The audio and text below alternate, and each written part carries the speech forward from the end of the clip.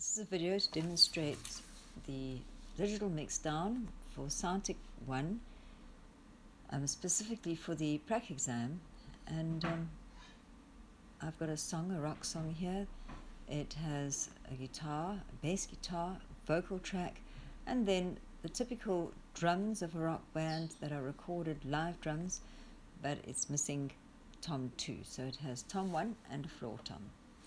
The first thing to do is to press F3 and set preliminary levels. This enables you also to listen to the song and see what it is you're going to deal with and plan a little bit for the mixdown. I'm just going to adjust the levels. They will have to be adjusted later. As soon as you've applied compression and effects and EQ, of course, the levels will need to be adjusted. I think the next thing I'm going to do is put the panning in. Kick, always center, bass, always center, voice, always center.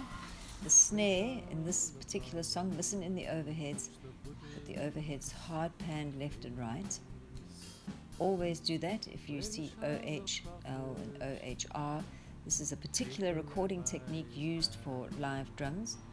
And listen in the headphones to see where the snare is placed in the overheads. You need to put the snare on the same side as what you hear it in the overheads. So that's, in this particular recording, probably here, around about there on the left-hand side. The hi-hat needs to be in a very similar place because the hi-hat is in a similar place in real life next to the drums. And tom 1 will also have to lean to the left as it's also on that side of the drum kit.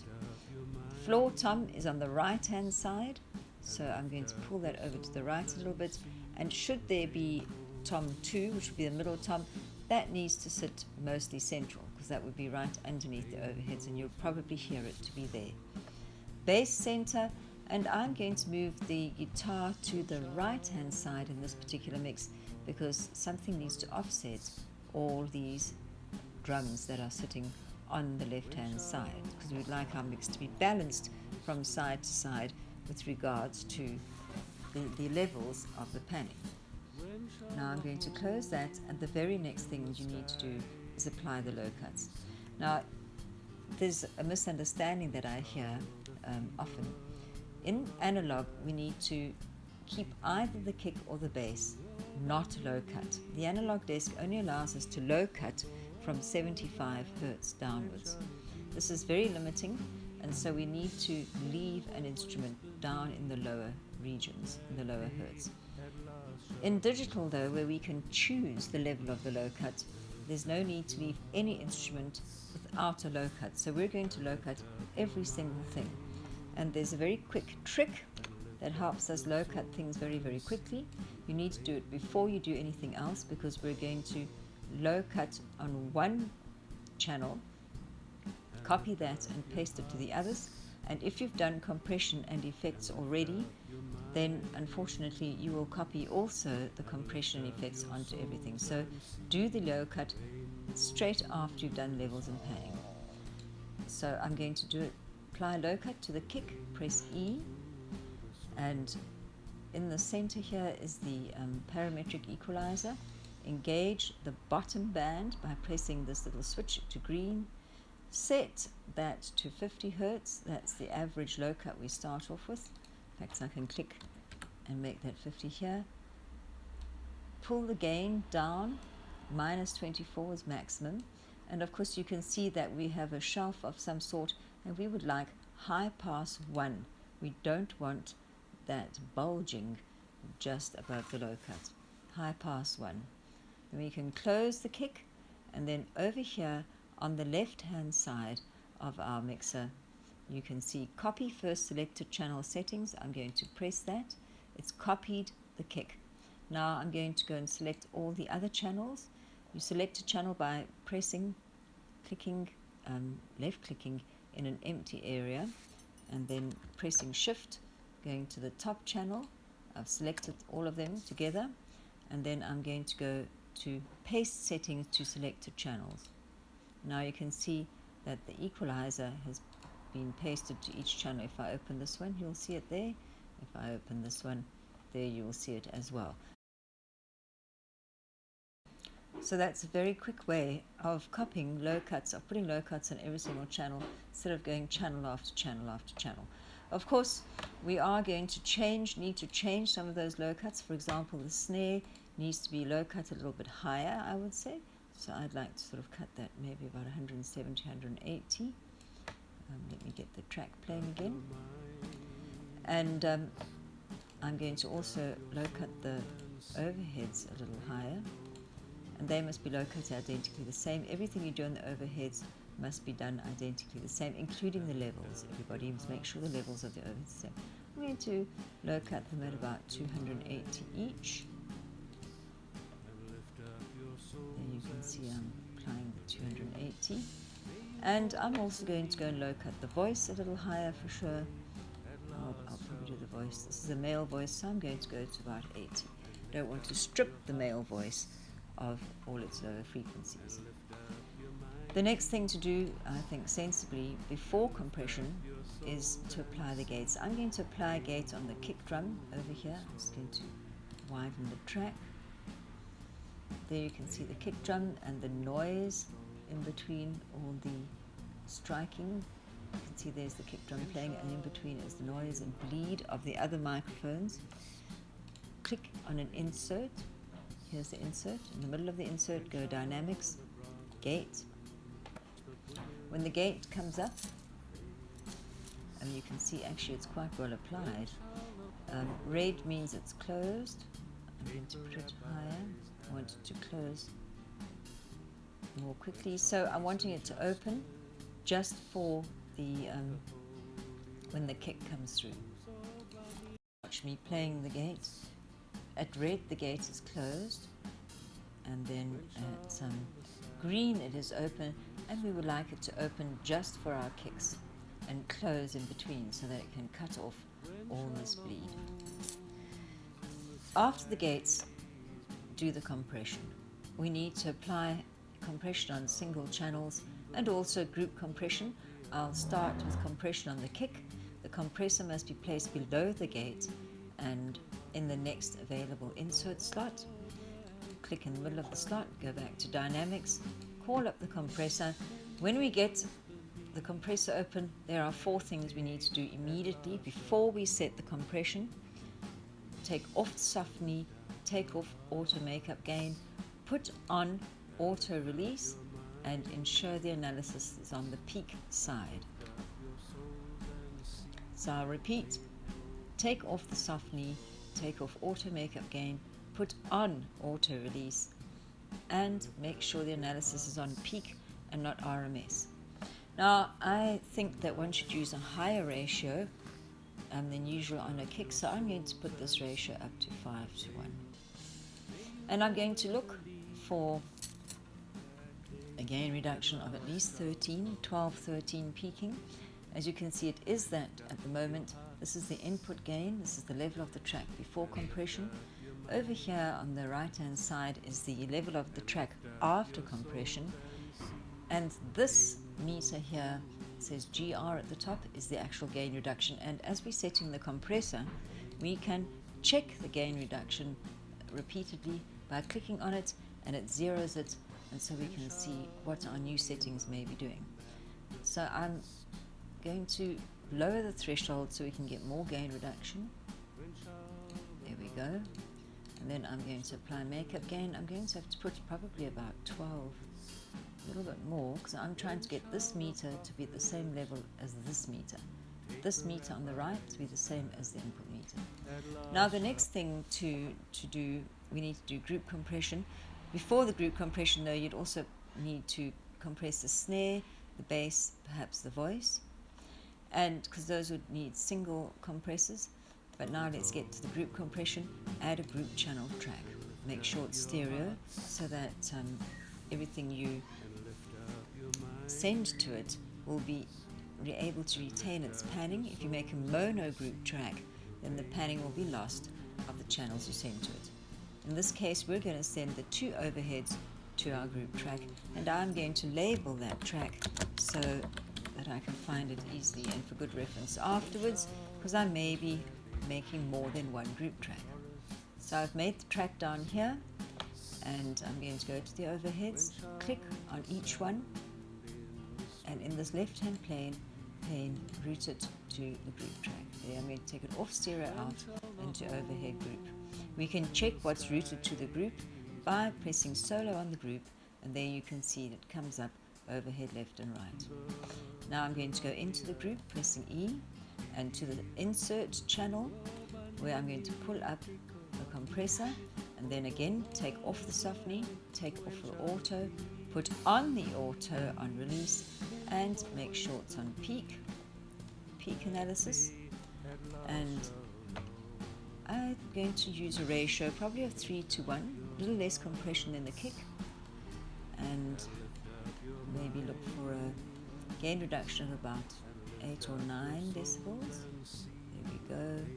Watching over here, I'm watching the gain reduction. I pull the threshold down, it's perhaps a little high, resetting it till I see it gets to 9, and then I'm going to apply makeup gain to get it the same as the input.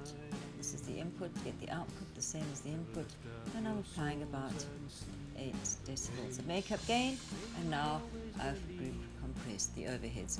You may also want to group compress the percussion. You would select the toms and the hi-hat in this particular song, and if you see backing vocals, you absolutely are going to group compress the backing vocals. That's without a question. That's very, very, very important. Now I'm going to do automation. I'm going to automate the snare so that it only plays in a certain section. On the snare track, I'm going to go into the bottom left-hand corner of the little track area, press Show Hide Automation, little arrow. Up comes Volume Automation. Of course, there's many, many options of different automations that one can use, but I'm going to use Volume Automation. Read enable it by pressing on the R till it turns green. I'm going to make the snare not play between 1 minute 20 and 1 minute 30. I do that by clicking on the line. It brings up a little dot, clicking at 1:30. Now we have to double click on each side, otherwise there's no reference point. I'm going to pull this down, pull this side down, and there you can see the snare is going to stop playing at this point, as you can see here in the meter of the snare, and it's going to resume at that point. If you watch the meter there, it comes back again. It's very important to put 2 points for either side of the edit. If you just put 1, then this is what happens, and that's not what you would like to happen. The W is for automating from the track screen perspective, where you'd put on both, this over here. And to read the automation back, you need to leave the R permanently engaged. Right, the next thing is the effects. We need to add at least 3 effects, in the minimum 2, but I like to always use the delay for lead vocals. So in the minimum, you must add both stereo and mono effects. Mono effects for the lead vocal, and stereo effects for any other instruments such as the guitar or the snares or the overheads, which are good instruments to put effects on. And of course the backing singers, if there are backing singers, they need to have a stereo reverb on them in the least. Chorus we would use only if there were guitars on the guitar, so maybe a chorus and a reverb on a guitar. But reverb is the most safe effect to use because it's the one we use the most commonly. Always reverb on the lead vocal, always reverb on the backing vocals, and on the snare, on the overheads. So let's start with adding our effects channels. Right click again in the grey area in the bottom portion of the screen and add effects track. I'm going to add the mono one first, pull up mono reverb, add the track. The reverb will come into view. Make sure the mix is on 100%. It must be on 100%, and then you can close it. And I'm going to go down and label it for easy reference later, mono reverb.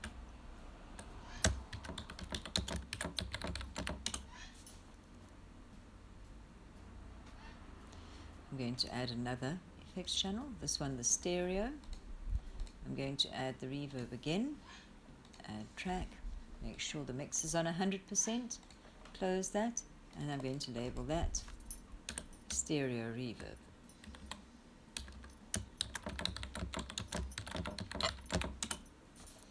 And finally, I'm going to add my favorite, the mono delay for the lead vocal.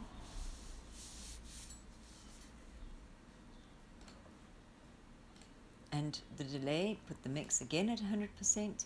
I'd say bring the feedback down to start, and leaving on the sync sign, put the sync to 132 or 116 if you prefer a slightly larger delay. Now, the reverbs need to be assigned on the auxiliary side panel of each channel. So I'm going to call up our lead vocal. I'm going to go to the sends, not the inserts. Do not put the effects on the inserts. On the sends, I'm going to put on the mono reverb. Make sure that it's applied by pressing in the little blue switch, and then put the send up to 0 so that you can hear clearly what's going on. If you feel the reverb's too big, you can perhaps press E on the auxiliary send. That pulls up the reverb and alter the reverb time. I'm going to put that down to about 600 milliseconds, 700 milliseconds, because I like that kind of a level for the lead vocal. But that is preferable than pulling this down, the send level, right down. On the lead vocal, we've got the mono reverb, mix at 100, reverb time nearly 700 milliseconds. Perhaps I'll bring down the pre-delay.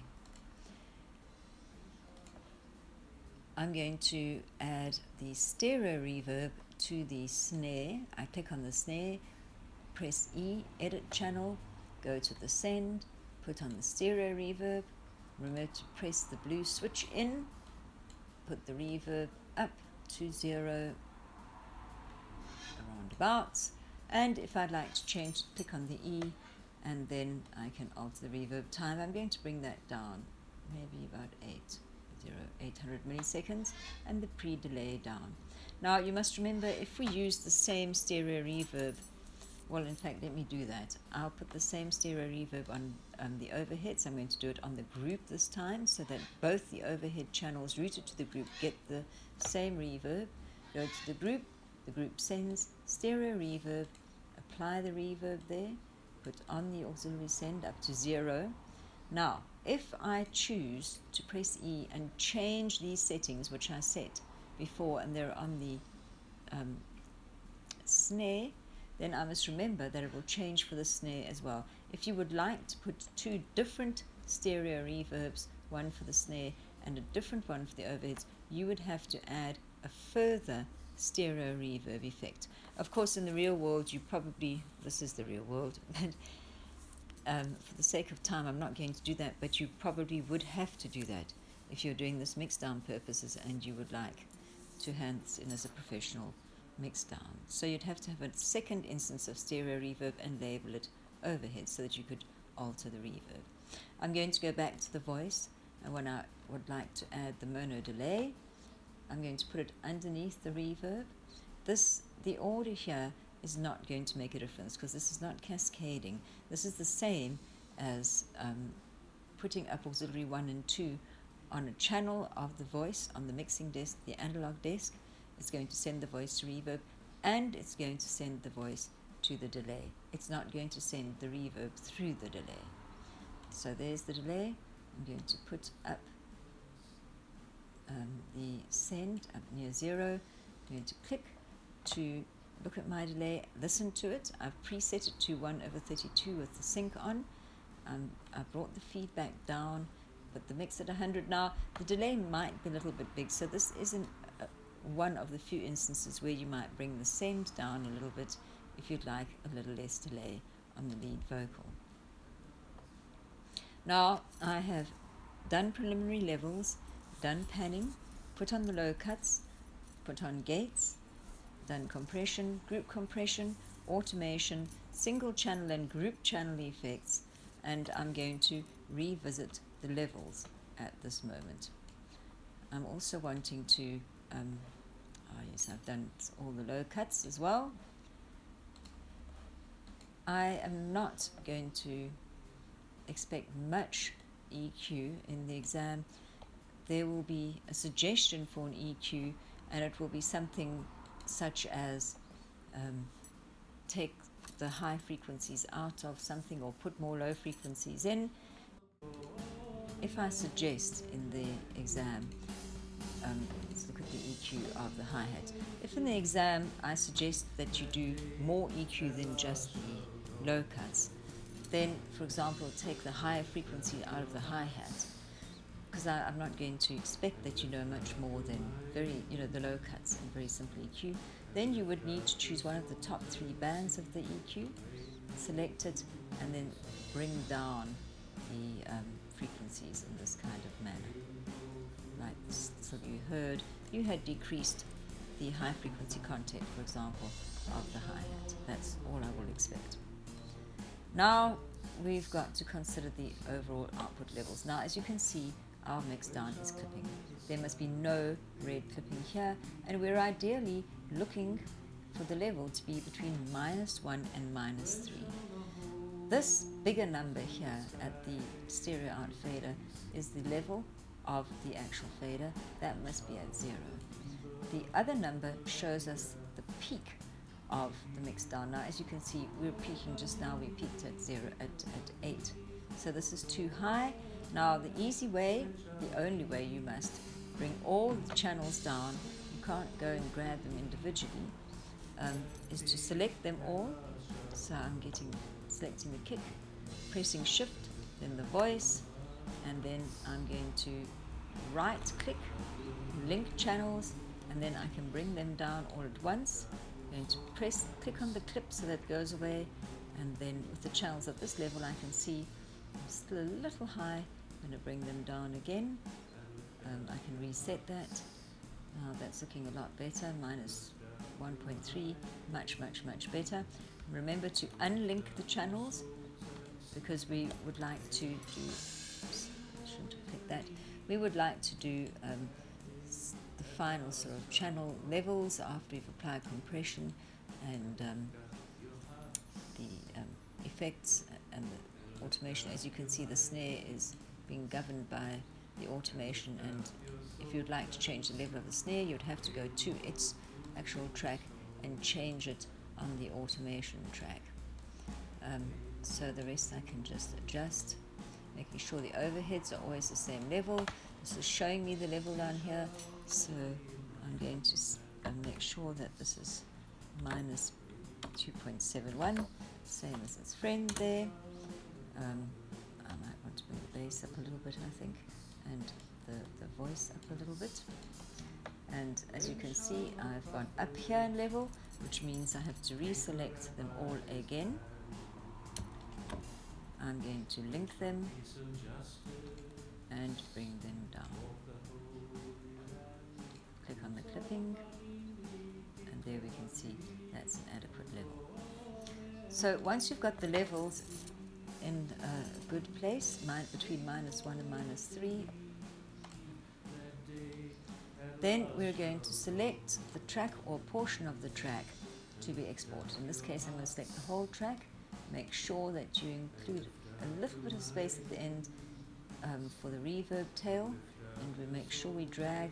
We're going to drag these 2 handles. They must be blue, not red. That would be incorrect.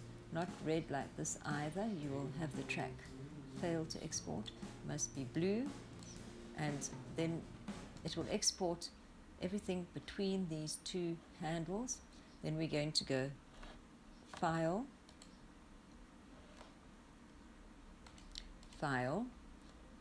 Export Audio Mixdown. We're going to give it a name. I'm going to say prac exam with my name, in fact student number, and we're going to save it on the desktop. And then we're going to make sure that it says 44.1 kilohertz, 32-bit float, left-right channels, not pool and audio track. Left-right channels, 32-bit float. This is what's very, very important. And then we're going to go export.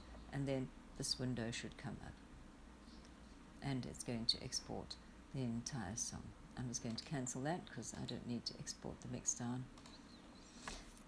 After this, then you are going to be expected to do the edits and the mastering in Wavelab.